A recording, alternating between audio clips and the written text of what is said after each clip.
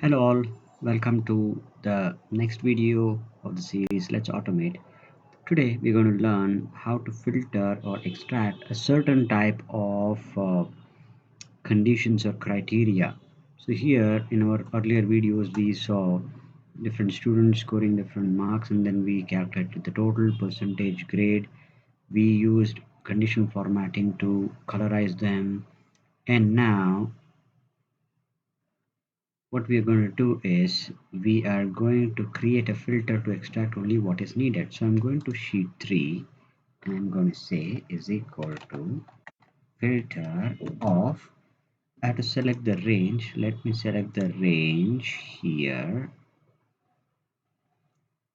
and then comma, I'm going to select the column which is having the grade equal to distinction. What happens is that here we get information like this. So how this is basically done is I'm going to copy the header. I'm going to put it like this, and now I'm going to use the same formula again. Filter of.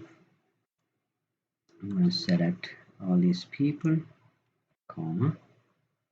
I'm going to select this column is equal to first class. Now if I hit enter, I'm getting two names of the first class. Now because this is a dynamic sheet, I'll do one more thing. What I'll do is I'll insert one row above, and I'll call this testing to show how this dynamically gets updated. So I'm going to do an update here. So is equal to sum is equal to, I'm getting the formula automatically popped up, is equal to this. So I'm getting first class. So earlier I had just two first classes, now I'm having the third one.